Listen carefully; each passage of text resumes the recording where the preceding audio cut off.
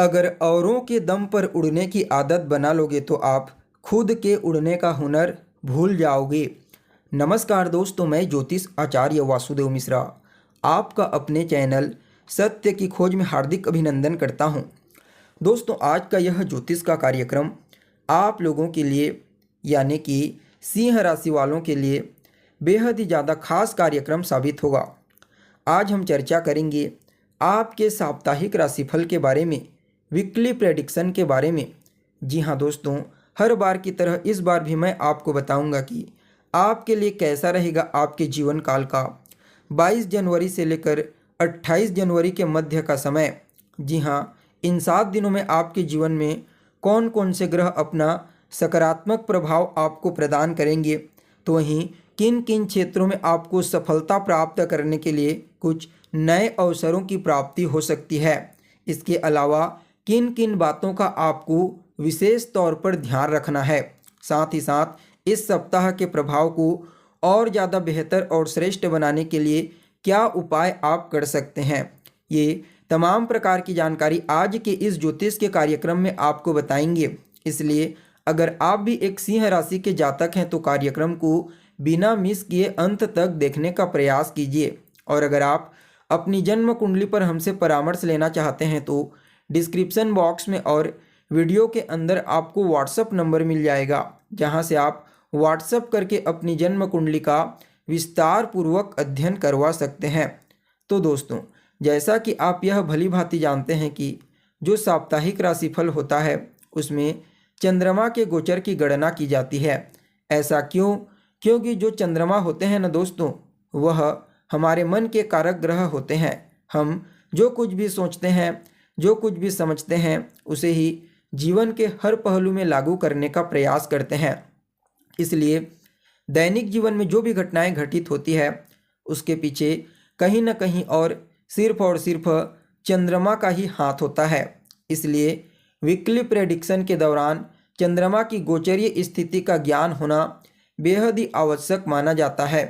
तो ऐसे में अगर इस सप्ताह चंद्रमा की गोचरीय स्थिति के बारे में बात की जाए तो सप्ताह के पहले दिन यानी कि 22 तारीख को चंद्रमा वृषभ राशि में गोचर करेंगे और वृषभ राशि चंद्रमा की उच्च राशि होती है। परिणाम स्वरूप इस राशि में गोचर करते हुए चंद्रमा आपको कुछ मामलों में अद्भुत परिणाम प्रदान करेंगे। वहीं सप्ताह के मध्य पड़ाव में 23 और 24 तारीख को चंद्रमा मिथुन राशि के ऊपर गोचर करेंगे। हालांकि यह राशि चंद्रमा की शत्रु राशि होती है, लेकिन मंगल, शुक्र, बुध इन 3 ग्रहों की दृष्टि से दृष्ट होकर के गोचर करेंगे। फलतः चंद्रमा के बल में विशेष रूप से वृद्धि हो जाएगी। परिणाम स्वरूप यहाँ पर भी आपको कुछ मामलों में अद्भुत परिणाम प्रदान करेंगे। वहीं 25 और 26 तारीख को चंद्रमा अपनी खुद की मूल त्रिकोण राशि कर्क राशि के ऊपर गोचर करेंगे और कर्क राशि के ऊपर गोचर करते हुए चंद्रमा पर सूर्य महाराज की पूर्ण सप्तम दृष्टि रहेगी। तो ऐसे में सूर्य के बल के द्वारा चंद्रमा विशेष रूप से 1000 गुना बलशाली बन जाएंगे। क्यों? क्योंकि यह पूर्णिमा का प्रभाव रहेगा। तो फिर कहना ही नहीं कि इसका प्रभाव आपको किस लेवल का मिलेगा। वहीं सप्ताह के अंतिम पड़ाव में यानी कि 27 और 28 तारीख को चंद्रमा का जो गोचर होगा वह सिंह राशि के ऊपर होगा और सिंह राशि के ऊपर गोचर करते हुए चंद्रमा पर शनिदेव की पूर्ण सप्तम दृष्टि पड़ेगी, जो कुछ कमजोरी का कारण बन सकती है। लेकिन यहाँ पर प्लस पॉइंट यह होगा कि यहीं पर ही देवगुरु बृहस्पति की पंचम दृष्टि यहाँ पर सिंह राशि और चंद्रमा पर रहेगी। इससे शनिदेव का जो नकारात्मक प्रभाव होगा उससे काफ़ी हद तक आपका बचाव हो जाएगा। तो दोस्तों देखिए, सप्ताह के पहले दिन यानी कि 22 तारीख को चंद्रमा का जो गोचर है वह आपकी कुंडली के 10वें भाव में होगा। जी हाँ, 10वें भाव में चंद्रमा गोचर करते हुए अपनी उच्च राशि में आपके कार्य क्षेत्र में जो भी प्रॉब्लम्स, जो भी समस्याएं अभी तक आपको फेस करनी पड़ रही थी, समझ जाइए उन तमाम प्रकार की समस्याओं से आपको बाहर निकालेंगे। यहाँ पर जो जातक लंबे समय से गवर्नमेंट जॉब के लिए प्रयत्नशील हैं उनके लिए भी चंद्रमा के इस प्रभाव को अत्यंत ही श्रेष्ठ कहा जा सकता है। चाहे आप सरकारी फील्ड में कार्य करते हैं या फिर प्राइवेट सेक्टर में कार्य करते हैं, समझ जाइए इस समय या तो आपके इंक्रीमेंट में वृद्धि हो सकती है या फिर आपके पद प्रतिष्ठा वेतन में वृद्धि देखने को मिल सकती है। वहीं आपके कार्य क्षेत्र का जो वातावरण होगा वह अत्यंत ही मनोरम और काफ़ी खूबसूरत होगा। जी हाँ, वहीं चंद्रमा की जो पूर्ण सप्तम दृष्टि होगी वह कुंडली के चतुर्थ भाव पर पड़ेगी।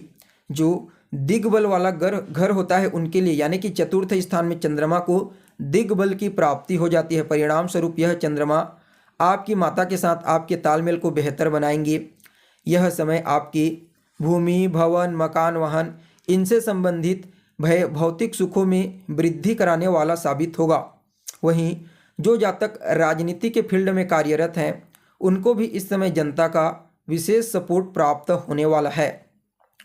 वहीं चंद्रमा सप्ताह के मध्य में यानी कि 23 और 24 तारीख को आपकी कुंडली के 11वें स्थान में गोचर करेंगे और शत्रु राशि में तो गोचर करेंगे, लेकिन पहले बताया जा चुका है बुध, शुक्र और मंगल इन तीनों का बल चंद्रमा को प्राप्त होगा। परिणाम स्वरूप यह चंद्रमा आपके इनकम के सभी रास्तों को खोल देंगे, आपकी इच्छाओं की पूर्ति कराएंगे।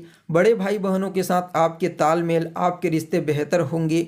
उनका सहयोग, उनका स्नेह, उनका आशीर्वाद सब कुछ इस समय चंद्रमा की कृपा से प्राप्त होगा।